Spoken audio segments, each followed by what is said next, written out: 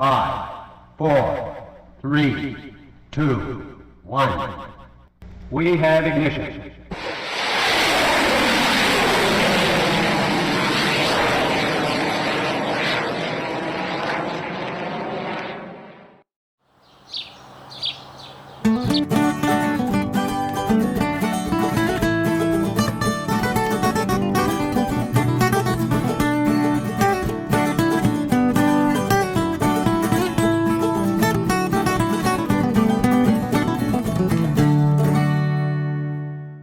Welcome back to the channel, everybody. I'm Dino, and it is a really snowy, blustery day here in Niagara Falls, Ontario. It's mid-March, and yesterday was plus 12. Today is 2 degrees, and it's snowing. You may also notice that I have two DR650s in the shop today. This is my buddy Carl's, as most people know, and we're doing some winter maintenance on it. He brought it over when it was 20 degrees Celsius about a week ago, and we've done the valves, the oil, we've raised it up to its factory height, and we've basically cleaned the bike up so it looks like a brand new DR650. It's really sharp. But today's focus is going to be on my bike here as we explore, or should I say further explore, the electrical system on the DR650. For those of you that have been following along, you'll know that this is part 4 of a 5-part series on the DR650's electrical system.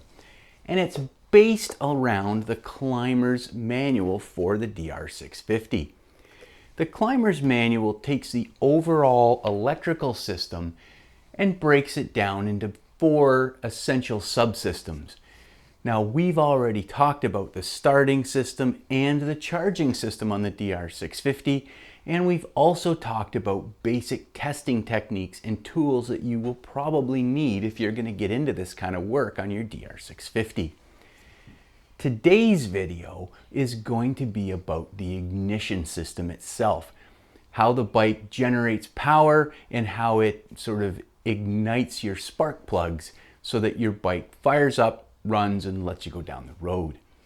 Now, I've said this before, I am not a mechanic. I'm just a guy that likes to monkey fart around inside his shed here, and electrical has been a challenge for me for many, many years.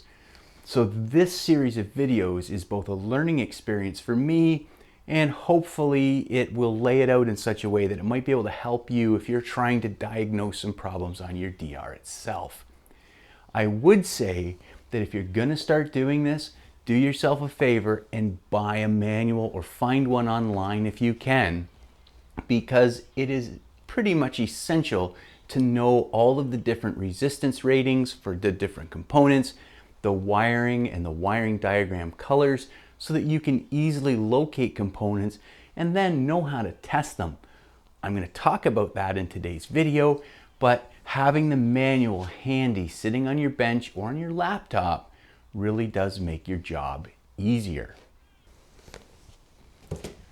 As with all subsystems in your electrical system on your DR650, the ignition system is going to require some testing.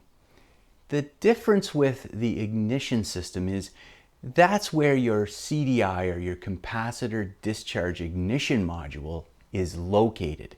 And the problem with the CDI box is there's not a really good way for you to test it at home, and the only way the manual tells you how to test it is to exchange it for a known to be good one, so I could steal it out of Carl's bike here without him knowing, or you have to buy a used or new module to bring home, hoping that it's going to solve your problem.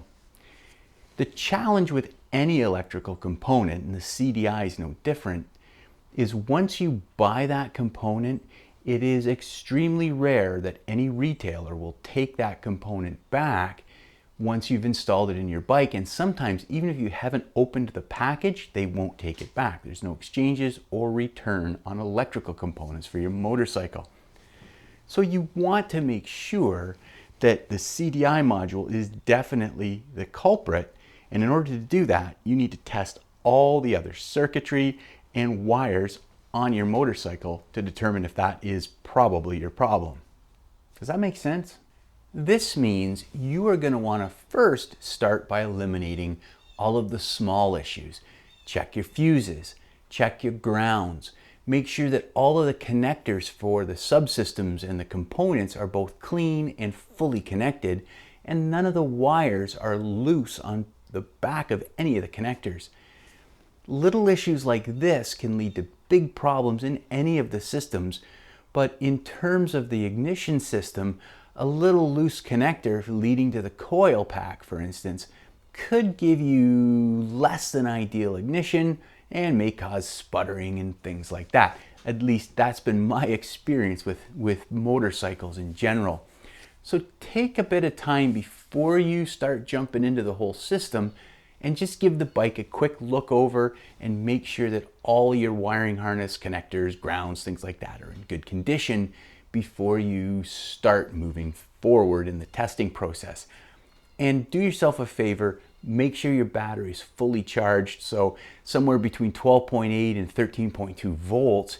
If it's not, put it on the battery charger for an hour, grab yourself something cold or hot like today to drink, and just take a bit of time and let the battery charge up. As I said earlier, the DR650 engine is equipped with an electronic ignition system.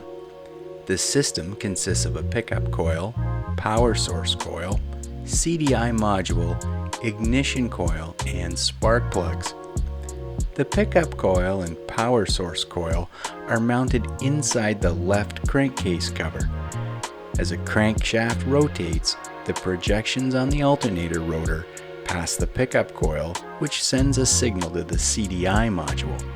The CDI module uses this signal and a stored digital data map to determine the optimum ignition timing for the operational conditions. Now that we have the tank off the bike, where am I going to start first? Well, just like any other electrical system, you want to check at the load first. And in this case, it's your spark plugs. It's the load in the system for the ignition. And it's important to note that even though the DR650 is a single cylinder motorcycle, it uses twin spark plugs.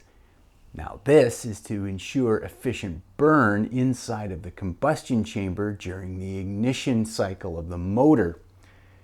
But because of that, you need to test both spark plugs to ensure that both of them are igniting and firing accurately. Before you remove the spark plugs though, do yourself a favor and get your air compressor or your can of compressed air, if that's what you're using. Take off the spark plug boots and clean all around the spark plugs before you pull those out. The DR650 spark plugs sit down inside a well in the cylinder head itself, right here. And because the motorcycle tends to spend some parts of its time off-road, it tends to collect things like dirt and debris and sometimes leaves and sticks inside of that chamber for some reason. Using your air compressor will blow all that material out of the spark plug wells and help ensure that it won't end up inside your combustion chamber, ultimately damaging your piston and your cylinder walls.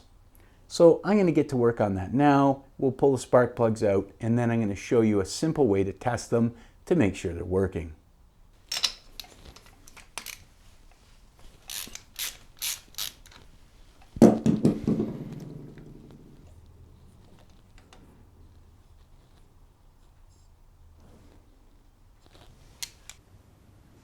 Here are the two plugs that I just took out of the DR650.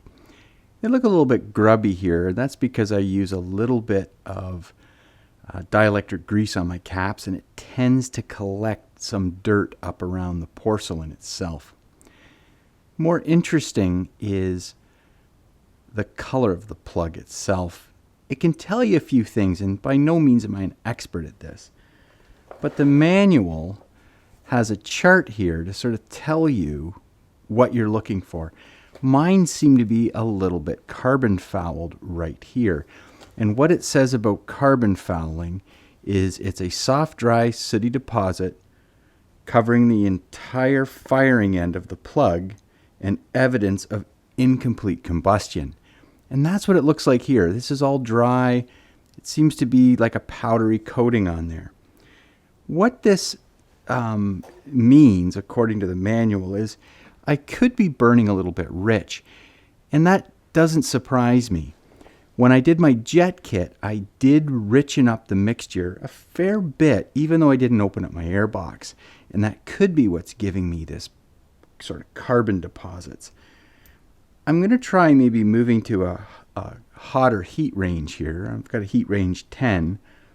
And I believe I can go one hotter than this. It would be a 9 if I remember right. I can't remember if you go up or you go down numerically for the heat range, but I think 10 is a colder plug than 9. Anyway, I think what I'll do is I'll get a set of those and see if I can clean this up a little bit. But there's no signs of any real pre-ignition or any damage to the plugs. Normally I would just clean these up on the wire wheel, re-gap them and reinstall them. But I do think I'll go and get myself a set of hotter plugs and see if that'll help with some of that carbon deposits. What we want to do now, though, is we're going to reinstall these into the spark plug boots, hold them against the engine, and then turn the engine over and make sure that both of these are sparking to ensure that we have sort of current flow down to the plugs themselves. Let's do that now.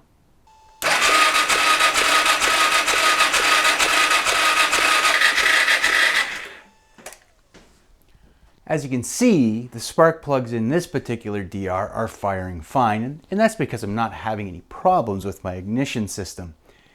However, if you do find you're not getting any spark, then you can do a couple things. One, if you have a new set of spark plugs on hand, put those in, check those out.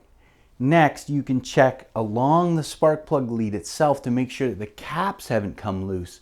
Those thread on with a coarse thread on the end, and you can actually tighten those up in most cases. And the same is usually true for most coils on motorcycles.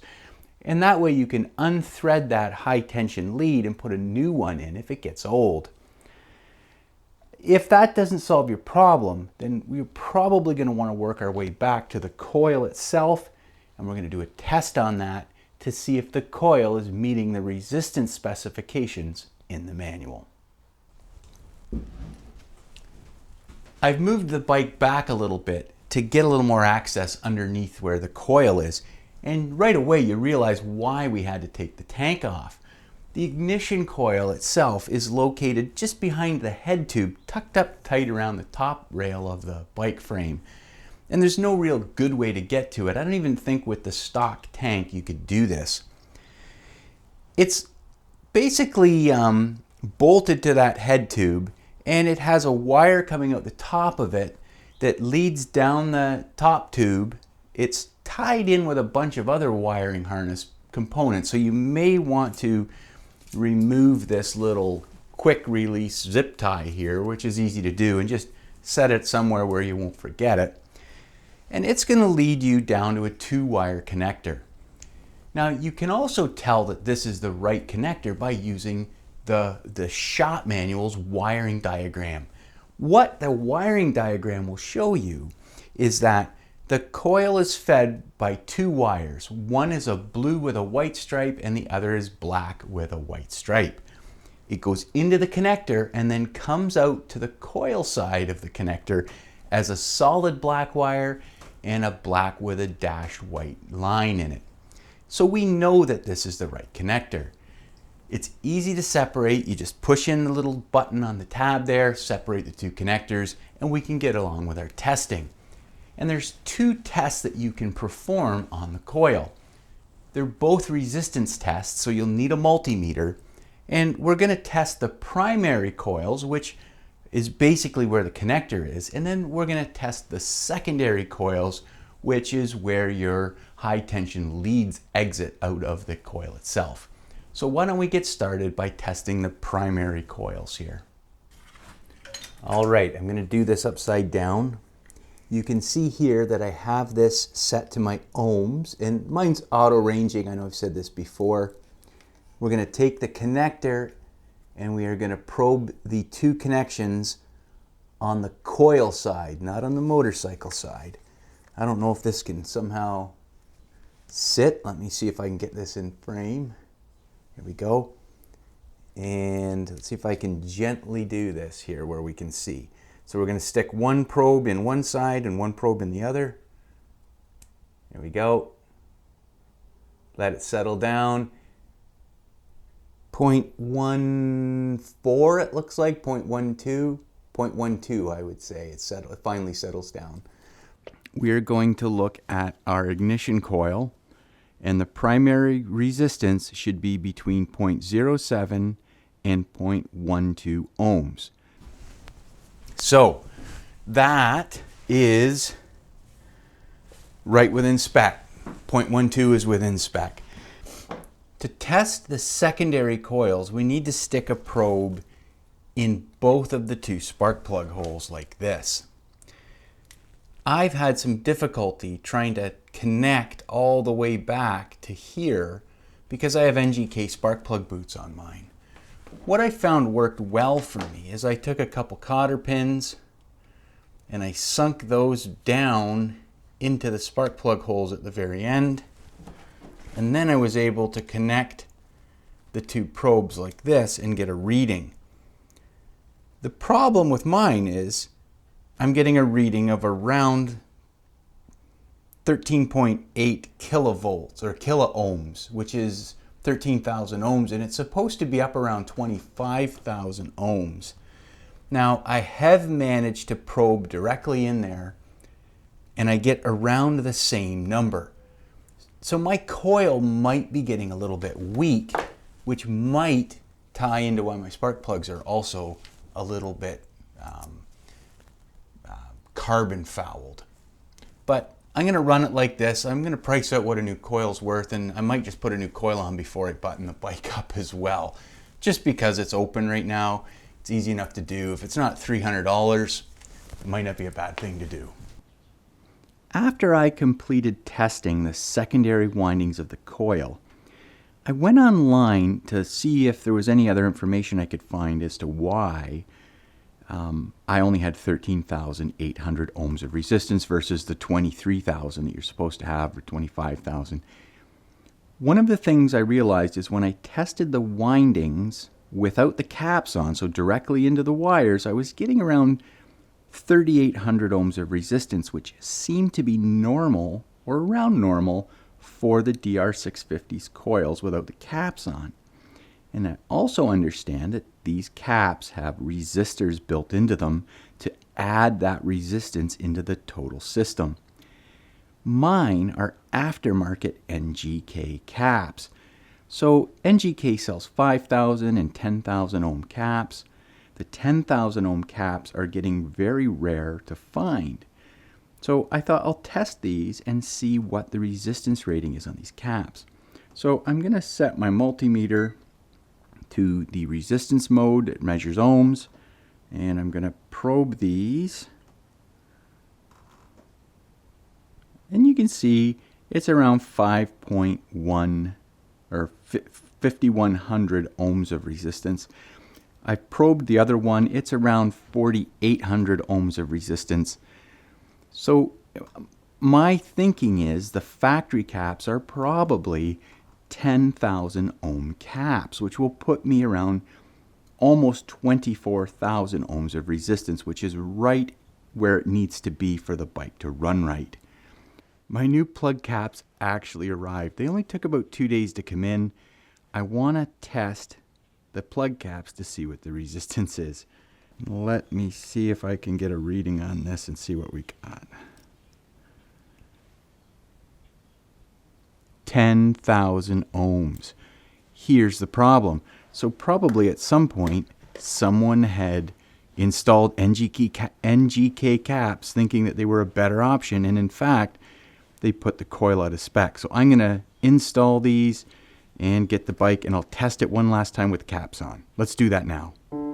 Installing new caps is relatively easy, and after you get off the old rubber grommets, I'm going to clip off about 1/4 inch or 5 millimeters of high tension wire and use some dielectric grease here as a lubricant and a sealant. I'll slide on the first of the new grommets over the top, and then the threaded cap actually has a brass thread inside. You stick that in the center of the wire and thread it on until it's tight. Next, I'll use another little dab of dielectric grease here to both lubricate and seal the grommet, and I'll use a little more on the other end.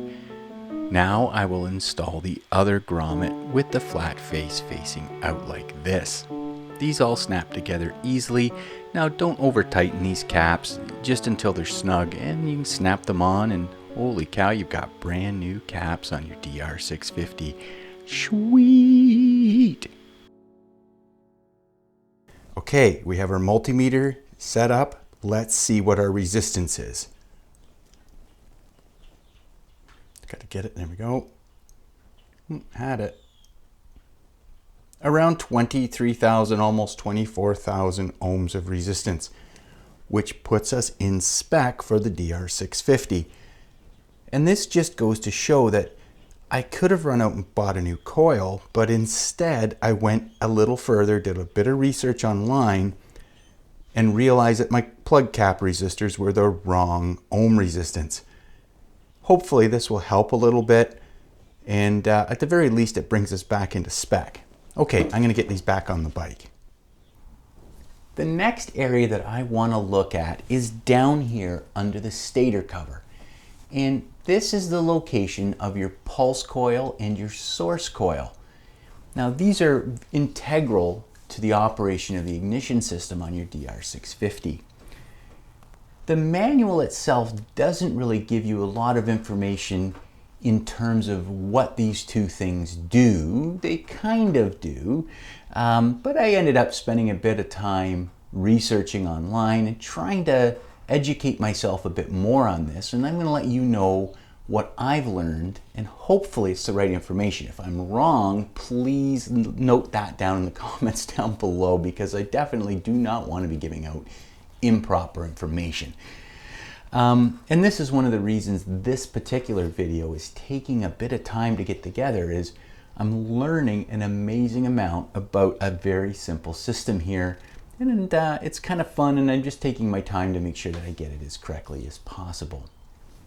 So your ignition system, and specifically the CDI box up here, from what I understand, it does not get power directly from the primary windings of your stator.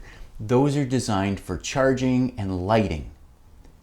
The CDI module itself gets its power from the source coil, which is a smaller circuit inside the stator assembly itself, or the pulse coil assembly itself, down here under the stator cover. As the engine turns, it produces current, which gets transferred up to the CDI module, and in turn powers your ignition system. The pulse coil sits again underneath this cover, and its role is to provide information to the CDI module in terms of engine RPMs, crank position, things like that. The CDI module takes that information and determines when it's going to fire your spark plugs. So engine RPMs, position of the crank, all those things are factored into the internal mapping, and it uses that mapping to either advance or retard the ignition system on the bike, ultimately providing a nice smooth DR650. Now, these two components do get a fair amount of wear. When you think about it, they're mounted to the engine, it vibrates quite a bit, there's a lot of heat down here, and ultimately these two components can fail, as your stator could fail as well. Because there are basically windings in there, those windings can corrode, you can overheat them and melt the insulation off them, and ultimately you could end up with open circuits within those two devices. The good news is you don't have to crack open the side cover here to test these. We can do that up at the CDI module itself. You can see there's a big fat heavy cable that runs all the way up right here to the CDI, and from the connection port on that CDI we can test those two devices without ever having to open this up. Let's have a look at that now. Here's where that thick black wire comes in, and right away you can see there's some shrink tubing here connecting it to this plug. This is the plug that we want to test. In the manual, it's listed as plug A, and it plugs directly into this, which is your CDI module. There are 4 wires coming in here. There is a blue and green wire here, and I believe that that is the pulse coil. And then there's a black and white lead, which is your source coil. To test this, we are going to remove it from the socket here.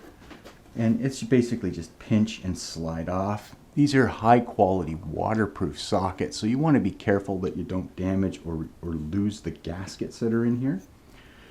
And we are going to probe starting with the blue and green wires here. So once again, we are going to set our multimeter to ohms of resistance, and using our manual, we are going to look for the pickup coil, which should have an ohms resistance between 170 and 256 ohms. So that will be the 2 outside connections here. So let's see if I can probe those and see what we get. I'm getting 178.2 ohms of resistance. So this is within spec on the pulse coil. Now don't just jam these in, you're liable to damage the connectors. Next, we are going to test the black and white wires. These will be your source coils, and these have a 0.1 to 0.2 ohms of resistance. Now, even super high quality multimeters have a hard time reading that low. So we're just going to probe here and see what we can get. I'm getting 0.18, 0.16. So it's in spec as well. If you find that you have an open circuit, you get an amazing amount of resistance, then more than likely either your pulse or your source coil is not working well. You have to open up and change those out from the stator cover. Mine appear to be working well, so I'm just going to put this back in. While I was doing research for this particular part of this video, testing that pulse coil, I came across a really fun channel and a gentleman who had issues out on the trail with this particular plug. Now the name of the channel is JR Depew, and I'm going to put a link down in the description below. And if you watch his adventures, I mean, he has fantastic riding videos. But what's interesting is there's portions of the videos where he was struggling with ignition problems, intermittent ignition problems. And he ended up out on the trail having to come home, tracing out the problems. And it turned out to be that particular connector, the one that connects the pulse and ignition coil, or the pulse and the source coil into the CDI module. And he ended up putting a brand new plug on with some new connectors. So I'll leave a link down below to that particular video, but I would absolutely suggest you watch some of his videos. I've just been going down the rabbit hole on his channel. I find it very interesting, and I think you will too. But I'm going to put mine back on, so hopefully I won't have any problems. Okay, what's next? One of the features, one of the safety features on the DR650 that frustrates a lot of riders is the ignition interlock system. And it's a system designed by Suzuki to ensure that you are safe when you are riding this motorcycle. What this system does is it ensures that when you go to start the motorcycle, your side stand is down and the motorcycle is in neutral. And if you want to start it in gear, the side stand has to be up. Now, overall, I think for a lot of riders, this isn't really a big issue. For me, it's never really been a problem. But what many riders find is as you become a better rider and maybe a more aggressive rider off-road, well, that pounding off-road can oftentimes move the side stand enough to engage the interlock system.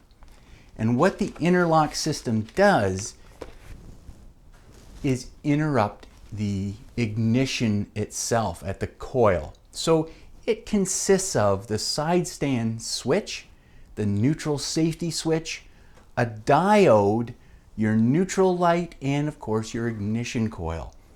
All of these work together to ensure that the motorcycle is in a safe riding environment before you pull away from the curb. And I know myself, I've experienced it many times.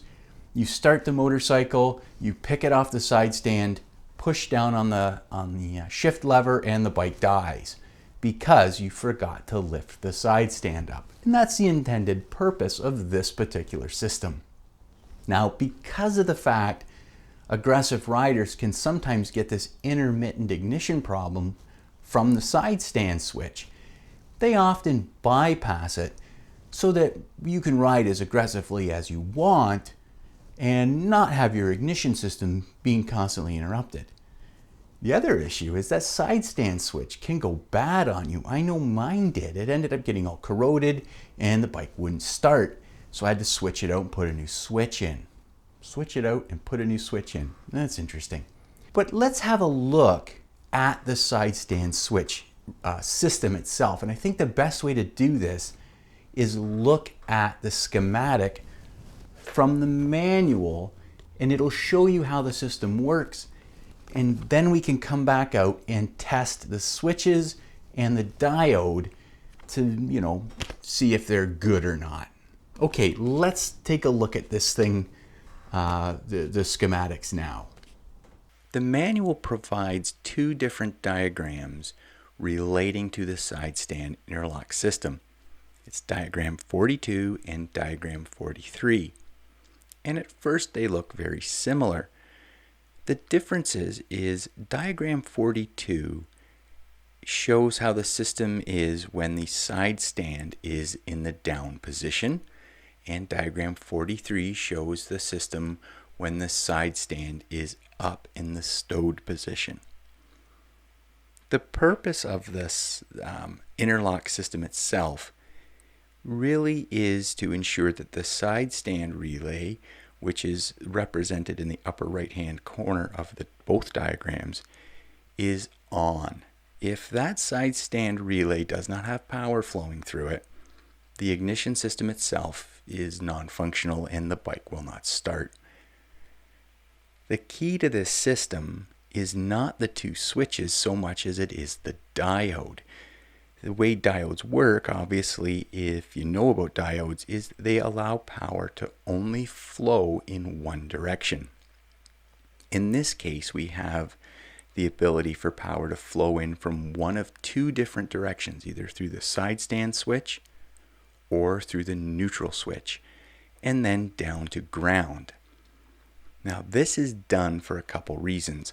One is in the diagram 42 here, you can see the side stand switch itself is open, so power cannot flow through the side stand switch to ground, but must flow through either through the diode and ultimately through to ground at the neutral safety switch. This in turn allows the light to be on, indicating that the bike is in neutral. The thin line that you see running through the diagram is the path that electrons can flow to ground. And in this case, in diagram 42, they can flow in one of two ways.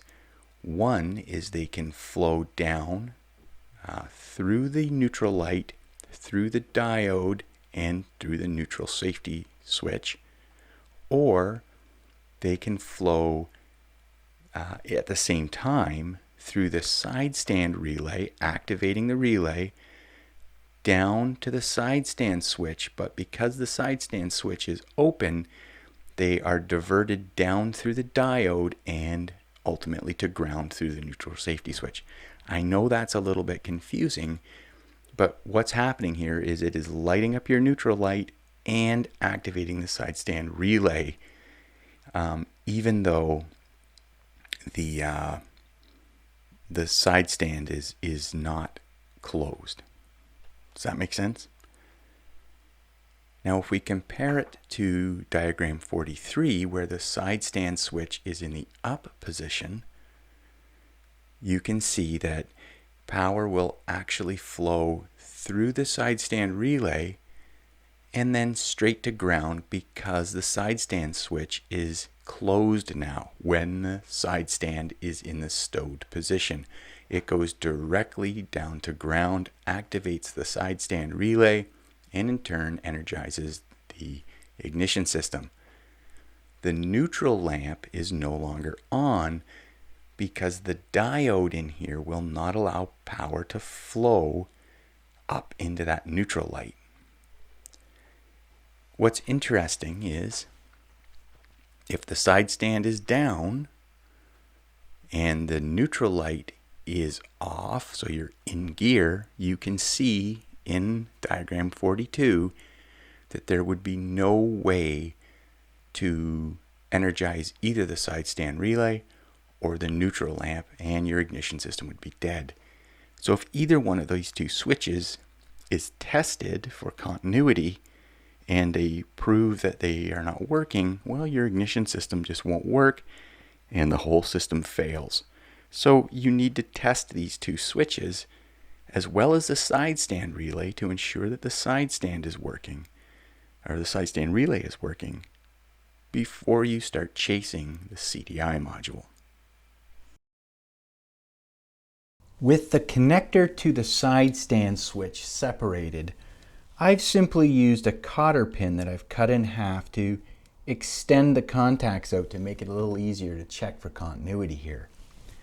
I have my multimeter on the continuity function, and all I'm going to do is put my leads inside and sort of hold them like pliers almost. Oh, hold on, there we go.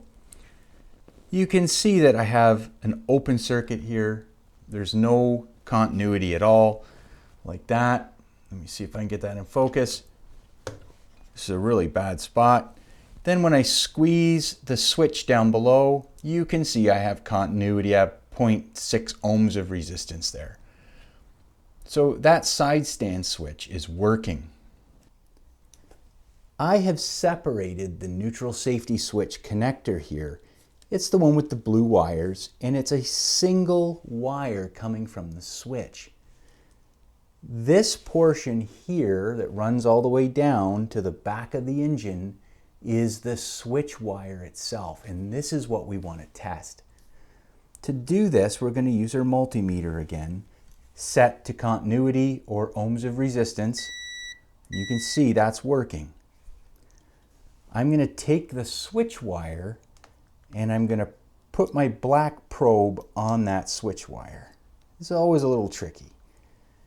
Then with the red probe, I'm going to touch a good ground, whether it's a bolt like this or directly to the battery. And we should see some action on the multimeter. And that's working really well. So we know the switch is completing the circuit, and it should be providing power to the relay if it was connected together here. Next, I'm going to put the bike in gear and perform the same test. Now we shouldn't have any continuity, which we don't. I'm going to put the bike back into neutral, and now it should get continuity again. So here we know that our neutral safety switch is functioning. The next component in the interlock system is the side stand relay, which is located right here. It pops off. It's located in this rubber cover. You roll back the protective sheath and the connector is right here. Once you separate the relay, you put it up on the bench, and then I'm going to show you a diagram here.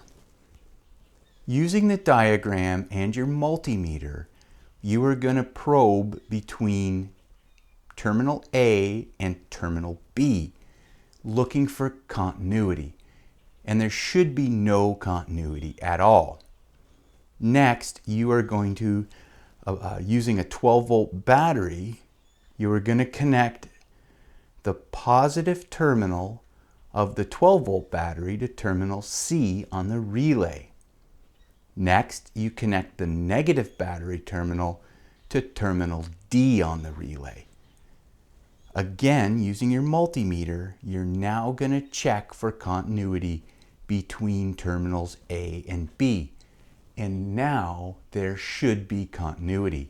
If there is, the relay is good. If there isn't, then the relay is bad and it's time to replace it. All right, both our neutral safety switch and our side stand switch check out good, as does our relay.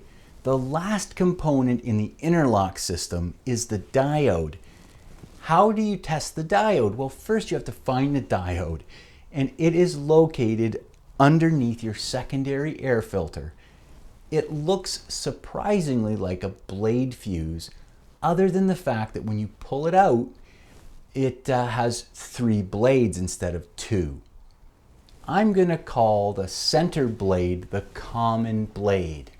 And then I'm going to refer to the left and right blades as we discuss the diode test. What you want to do is get your multimeter and set it to ohms or resistance, or in my case, I can set it to a diode checking function. Next, you're going to take your black lead and put it on the common post in the center and the red probe on the right hand side. Doing this will either give you continuity or you will get nothing. You'll get an open circuit. Next, reverse the leads on the center common post and the right blade again. Now you should get the opposite. So if in the first test you got continuity, on the second test you should get no continuity. Power or electrons can only flow from the outside blades to the inside blade. The diode will not allow it to flow the other way, or it should not allow it to flow the other way. Next, perform the same test using the common blade and the left hand blade of the diode. Again, you should only have continuity flowing in one direction in that particular leg of the diode. If you find that you're getting continuity in 2 directions on either one of those 2 legs, or you're getting no continuity on the test, then your diode is probably burnt out and you need to replace it. It's easy to get to. It's not the easiest to find when you're initially looking for it, but it's easy enough to test, and once you're done, put a new diode in and it's ready to go. Anyway, that's the diode. If you've tested your ignition coil's primary and secondary windings, you've tested your spark plugs, the pulse coil, the source coil, the interlock system for the side stand and neutral safety switch, the diode, all of that stuff, and you're still having issues, oftentimes go back and check your connections again. J.R. Depew's video should demonstrate to you that even though it seems like a major electrical issue, it's really just a connector that he was able to trace out by wiggling and solve his intermittent ignition system problem. So the reason I'm saying this now is the only thing really left in the system is the CDI module itself. And by far, it is the most expensive component in the ignition system. In fact, in Canada, I priced one out from Suzuki. It was around $800 plus tax, which in Ontario is 13%. So you're looking close, almost $1,000 for that one part to replace it. The weakest point in the ignition system in the manual here is the fact Climber doesn't really give you any information how to test the CDI module to determine whether or not it's in good condition. What it recommends is that you take it out, bring it to your Suzuki dealer and have them test it. And this is a viable option if you have a Suzuki dealer that will take the time to test that CDI for you. Sometimes they're really, really busy. They may not want to fart around with that, and they may not even have the tools to test it. I'm sure most do, but not all of them are going to be willing to take the time, or they're going to charge you hundreds of dollars to test it. Climber's other option is if you have a friend with a DR650 like your own, and they're willing to allow you to swap their known to be good CDI into your bike and see if that solves the problem, you can do that and eliminate or confirm the CDI's condition. And these are good options to do. I would certainly suggest doing one of those two before you fork out the hard-earned cash on a new ignition, CDI ignition module. Now, if yours is bad, you can always find a used one. They're probably going to be around $300. And I think from what I've read on the internet anyway, the CDI isn't a part that fails too often. You rarely read about the CDI completely going bad. If you have horror stories about them, please put them down in the comments for other people to read. But I think overall it's a solid state component that seems to last fairly well, unless somehow it's been damaged, either physically crushed or something like that. Now, those that are really into the DR650 probably know that the factory Suzuki service manual does provide a way to test the CDI with a multimeter. By probing the different pins, it comes with a large chart that you can test each one to determine if the CDI is good. And I'll see if I can show a picture of that chart here if you want to go through that process. I'm not going to do it on mine for a couple reasons. One is I don't really want to be probing around in there with a multimeter just on the off chance something weird happens and I smoke my CDI, which I don't believe can happen, but why take the risk at this point? My bike runs good. If you're suspecting it, the chart should help you to figure out if your CDI is good or not if you don't have either of those two options available to you, a Suzuki dealer or a friend with a CDI. So I'll see if I can include a photo here of that so you can see it, and if you want you can test it yourself. But again, Climbers doesn't even go into detail on it, probably because you need a very precise multimeter. Maybe you need one that's more sensitive than the one I have. But that would be the final test here to see. But again, learn from J.R. Depew and check your connections before you start changing stuff out. I know I've mentioned him several times in this video, but boy, oh boy, I really like his videos, and his video on his ignition problem really summarizes how simple an issue can be if you don't sort of get in there and wiggle your wires around. Anyway, that's sort of my talk on the CDI module. Okay. Well, that brings us to the end of today's episode of the ignition system on the DR650, and I hope you enjoyed it. I know that it took a little bit longer to get this video out to you, and it's really because of all of the systems on the DR650. The ignition system seems to be one of the more complex electrical components in the bike itself, so it took me a bit of time to get it produced. The last segment will be on the lighting system, and I hope that that'll be a little lighter video than today's. If you liked the content today, please, by all means, leave a comment down below. Let me know your thoughts, and especially if I've made some mistakes in there, please chime in and let me know what I've done wrong so that other people and myself can benefit from your knowledge. It's always appreciated. If you do like this type of content, again, by all means, like, subscribe, and you can share the video with some of your friends so the channel will continue to grow. We are really close to 6,000 subscribers, and I'm quite excited to see that number turn over. Until then, I'm going to get the tank back on the bike and test it to make sure that all my testing didn't somehow impact the operation of the motorcycle. But I will see you soon here on Dino's Tinker Shed. Tinker easy. Bye for now.